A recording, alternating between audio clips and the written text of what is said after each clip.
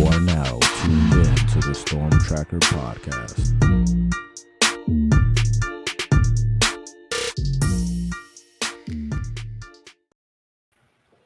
All right, Storm Tracker podcast here. Marcus Benjamin here with my guy Frank Tucker, representing for CanesCounty.com, part of the Rivals.com network. And we have to discuss this breaking news that happened Sunday night, Frank, just really quick. Kevin Steele, defensive coordinator for Miami, decides to leave Miami for the evil empire, I guess you could say, the Alabama Crimson Tide, and rejoin Nick Saban for the second time. Well, really for the third time. It's really his third stint in Tuscaloosa, and it comes as a bit of surprise as far as the timing is concerned. After the season concluded, we all kind of speculated that maybe Kevin Steele would be leaving the program or be asked to leave the program based on the performance. But with the time that surpassed, we didn't really think it was going to happen at this particular time, especially with Steele on a lot of visits to different schools with Cristobal. It's an interesting situation, but now Miami is now looking for a defensive coordinator, offensive coordinator, quarterbacks coach, and wide receivers coach. Frank, your thoughts? My thoughts are I am completely surprised. Everything I heard about Coach Steele was that he was praising Miami, praising Mario Cristobal in the recruiting process, telling kids that he was staying home because this was home for him. This was his final stop in his coaching career. That's what he was telling kids like CJ Ewald and Zaquan Patterson. So I thought he was a long-term fit. We heard a lot of rumors towards the end of the year that Charlie Partridge was probably going to end up slotting into that spot at some point in the offseason. We heard pretty extensive rumors about that, you and I, but we kind of just brushed it to the side just because there was really no momentum on Steele leaving the program. And then you heard a number of different candidates for that Alabama job. None of them really coming up as Kevin Steele until about like 36 to 48 hours ago. And nothing was really substantial about that as a rumor. It was just more fan talk as a familiar name that was at Alabama prior, somebody that's been in the SEC for a long period of time. So I think that it was probably surprising to Mario Cristobal and staff. I think that there are still a bunch of really good candidates that are going to be available to the Miami Hurricanes, very similar to the offense coordinator spot. I'm sure we're going to get into that very shortly, but I don't think it's that big of a loss. I think he's a good coach. I think he's an older guy. I'm not sure how much he knew the South Florida landscape as a recruiter. I think if they brought in some younger blood that maybe could help out at the corner spot or help out, at linebacker once again with Charlie Strong, that would be a benefit. But it's got to be somebody that can recruit, and it's got to be somebody that can help limit 40-plus point games against teams like Middle Tennessee State. Right. That's exactly what I was going to allude to. I mean, this is a team that gave up 40-plus points to Middle Tennessee State, Florida State, Duke, and it was embarrassing, to be honest. And that a lot of people would say that's on the D coordinator. So him leaving the program, not surprising. What's surprising for me is that it's Alabama. I mean, Alabama pretty much has their pick of the litter of any D coordinator they want, but they choose a guy whose defense ranked near the bottom in almost every statistical category in 2022. So that's more the puzzling thing for me. I understand, Saban and Steele are boys and they work together or whatnot, but still, for Alabama to kind of reach, I guess you could say, for Steele is probably the most surprising of the story. Not Steele leaving the program. That's it for me. But yeah, let's just get into potential replacements for Steele. I mean, the obvious one for me is Charlie Strong, which you just kind of mentioned. He was the co-defensive coordinator of this team. So essentially, he's the lone defensive coordinator right now. Coach Cristobal could essentially just have him assume that role to a full-time gig. He's done a great job with the linebackers as far as developing. Wesley the Saint took a significant jump in year one, and he did a great job in recruiting the position with recruiting talents like Malik Bryant, Marcellus Pulliam, Bobby Washington, and I'm missing a guy. Raul Aguirre. Raul Capo. So I think he's kind of the easy choice here. But what are some of the other names for you that you think would make sense for you? T-Rob, Travaris Robinson, former Miami Hurricanes defensive back coach who was here, before Mario Cristobal and was here for about the first 3 weeks of Mario Cristobal's tenure.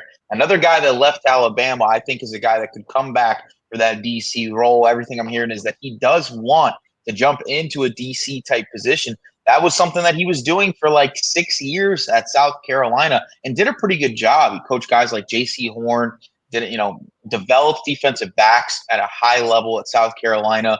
I think that he would come and be a guy that would be a huge asset in recruiting. We know him as one of the top recruiters in college football. He is a South Florida native, played at Coral Park from the Miami area.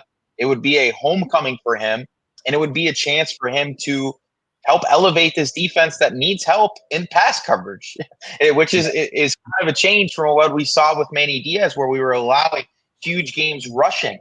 But it really wasn't that bad this year, other than some quarterback run issues that they had early on in the year. But it was a real issue stopping the pass this season. We saw teams like Middle Tennessee State, that I have to mention once again, taking us over the top for 70-yard touchdowns. That can't be the case. And I think that Charlie Strong can do a good enough job by himself as a linebackers coach. And I think you have enough talent at the defensive line coaching positions in Roderick Wright and Joe Salavea, to where you don't need to bring someone in like a Charlie Partridge, who I still think would be an excellent addition. But I think the best fit is adding somebody that can help with the defensive back room. Whether that includes Coach Adai, whether that includes DVD, I think that adding T-Rob would help in regards to having a guy that can communicate with the coaches. He already has familiarity with a lot of guys on staff. We know he has familiarity with a ton of those kids. He was a huge reason why a lot of those kids are in that program currently. And we know that he has familiarity with every single high school coach in South Florida. There's a benefit in so many ways to what he's done. He's had a track record as a Power 5 defensive coordinator that I mentioned, and just elite recruiting. That's what we need, right? To develop a program and completely flip the talent on this roster, you need guys that are dogs on the recruiting trail, and that is what T-Rob is. Yeah, I couldn't agree more about T-Rob. When we talk to these kids, and you and I, Frank, we talk to kids all the time. There's two names that they kind of mention all the time, right? The one being DVD, DeMarcus Van Dyke, and the other being T-Rob. And if you can bring T-Rob into the fold, I think it would be an excellent addition. Another guy that I like is Jeff Collins. I think Jeff Collins is a guy who has a chip on his shoulder right now, and he's really looking to prove that he is an outstanding defensive coordinator. And that's kind of the reason why he was a head coach at Temple and then at Georgia Tech as well, because of his prowess at Florida. So he knows the area, knows how to recruit the state of Florida as well as the state of Georgia, which is considered the football hotbed of the world, you could say. And I know he wants to get back at Georgia Tech. I mean, although it was warranted, I guess, them moving on from him based on his record there as a head coach. But I think if he gets back into his wheelhouse as a defensive coordinator, I think he can be successful. I mean, when he was at Florida, the Florida defense was ranked 6th and 11th in the country. And I don't remember the last time Miami was ranked that high when it comes to defense. So it definitely, I think, would be an upgrade. And it's definitely a guy Miami should look into, especially since Cristobal has a relationship with him as well. He coached with him at FIU for years, so it's not like he's unfamiliar with him at all. And I know Collins is ready to kind of get back into the fold as a DC. So another potential name that I know you were kind of thinking about is out of Wisconsin, right? Jim Leonard. What do you think about him potentially being a guy? He's interesting because there's really no connection to Mario Cristobal or the University of Miami, which I kind of like. Because when a guy comes in with that familiarity, there's expectations from the jump that you got to produce the way that you did. With your, like if you bring in a Kevin Patrick, he's going to have the pedigree of the Mario Cristobal effects, right? You were part of the great late '80s, early '90s teams, right? You're an All-American. You're in the Hall of Fame at the University of Miami. You better come in and do things right away. There's no grace period. But with Jim Leonard, he's kind of an unknown to a lot of fans in South Florida, but he shouldn't be. He was the defensive coordinator at Wisconsin for like 6 years, right? And over those 6 years, he had 5 top 11 defenses during his time. He really shouldn't have even been let go, but it was a complete staff change once that head coach at Wisconsin was fired this offseason, right? But overall, he was one of the highest paid defense coordinators in college football, making $1.5 million a year at his alma mater. He has the pedigree of being a 10-year guy in the NFL. Uh, he can help out with the defensive backs. That's something that I think they need to stick with, and he follows the trend of T. Rob. And he's done it as a recruiter as well. We know that there has been a lot of times when Wisconsin shouldn't have been in the race for a top prospect, and they were because Jim Leonard was a defensive coordinator. I like him. He's a younger coach. He's not. He brings a youthful exuberance to how he coaches the game. A lot of enthusiasm. That's something that this defense needs. That's something that I think Kevin Steele didn't necessarily bring to the table. I felt like at times he would get loud, especially with you at press conferences. Yeah. But overall, I think that they need to bring in some fresh blood, a young guy who can really build with this team. Maybe not a guy that's a head coach candidate, right? Jeff Collins, right? He's a guy that if he does well at Miami for 2 years, he's probably in the race for a head coaching position at another Power 5 school pretty early on. T-Rob is a guy that he could be a dark horse candidate for some head coaching positions if the defense completely flips in the first year. Jim Leonard, not so much, right? He's a guy that just got fired from a job. He's going to have to kind of fix his name a little bit despite his elite pedigree and resume. I think he'd be a perfect fit because I think he could be a guy that could slot into the program for like 4 to 6 years, build through that program, right? And be a guy that the team can build around and get to know. So I like that hire. I don't know if it's going to happen. I have no insight on if that's the case right now, but I think that he would be a good candidate. If you were asking me who I would go with, just because of the fact that I want DeMarcus Van Dyke on the field for the University of Miami, it's Charlie Strong, because you don't have to necessarily add a coach from the outside. You slot Charlie in at that defensive coordinator role. You put DVD on the field at corners. You have a die coach safeties. Got 2 defensive line coaches, right? It's a match made in heaven. I think you got the guys that you want, right? I think Adai is going to have to prove some things in recruiting this year when recruiting safeties. And if that doesn't happen, I think that's going to be on him a little bit. But I would love to see Charlie Strong as the defensive coordinator for at least one season. And then you bring DVD back onto the field, and that helps in recruiting huge. Yeah, I agree. I think Charlie Strong is kind of the easy choice, like I said. But then you got to think of who's going to be the linebackers coach, or is it going to be a dual role again for Charlie Strong? And I don't think it should be. I think there should be a linebackers coach if Strong indeed assumes that position. But something's got to happen, Frank. I mean, because we're going into Junior Day within the next couple of months, and the best case scenario is that you have a DC and an OC at least on staff there for Junior Day, because it's a really big day as far as recruiting is concerned.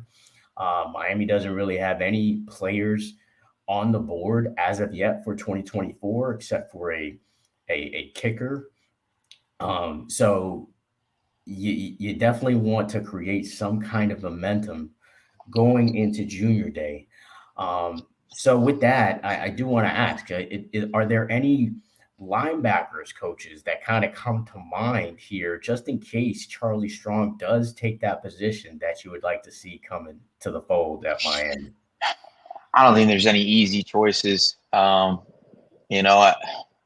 think maybe you could slot in Terry Jefferson at that spot. He's another guy that's done an excellent job in recruiting. He's played linebacker, strong safety type role. He's worked with that defense. I think he would do a really good job in that role if you kind of elevated him. I don't think there's any easy choice. It's linebacker, the linebacker coach position. Typically, that's the defensive coordinator spot, right? Like that's like kind of the quarterback position, right? Where you Right. see your offensive coordinator fill that role. I think you kind of see that same thing with the defense coordinator spot. Like Glenn Schumann fits that role for Georgia, right? Yeah. It's I don't know. I don't think there's any easy fits for that one. I think that it's easier to find a defensive back coach than it would be to find a linebacker. And I think Charlie Strong can coach the linebackers if he is the defensive coordinator. I don't think that would be outside the realm of possibility. I don't think he needs to be an overseer of the whole entire defense. I don't necessarily know if he knows enough about the defensive line to be overseeing both Roderick Wright and Joe Salavea. Right. I think that you already got enough cooks in the kitchen in the defensive back room, so I don't think he needs to be like overseeing that. I think that him sticking with the linebackers, especially when you have 4 incoming freshman linebackers, I think that's a position that he would have to stick at, even if he was the defensive coordinator. You also have Francisco Malagoa, who he recruited as a transfer from Washington State, that he's going to have to acclimate to the program as well. So I think he'd have to have a hands-on approach. I think the more so it would probably be, bringing a second defensive back coach and then having a defensive analyst as a linebackers guy than it would be to be, as an overseer defensive coordinator. Plus, you got Jason Taylor as an analyst too on the defensive line. How much more help do you need to oversee that room? I hear you. Randy Shannon would be nice if he would come over from Florida Oh my State. gosh. No, thank you. No, thank you. I'm good. I'm just I gonna am throw good. that out there just for fun. I am good. Hey, let's bring back Al Golden.